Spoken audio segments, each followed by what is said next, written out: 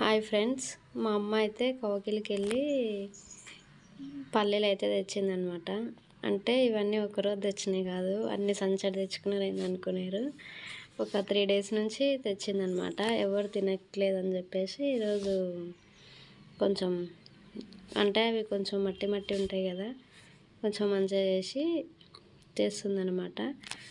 ఏంపుకొని తింటే పెంకు మీద కట్టెల పొయ్యి మీద చాలా బాగుంటుంది ఫ్రెండ్స్. మా అమ్మ అయితే వేరుశనగలన్నీ క్లీన్ చేసిందనమాట.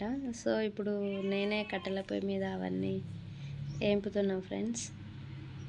మంచిగా ఏంపుకొని తింటే అసలు చాలా టేస్ట్ ఉంటుంది.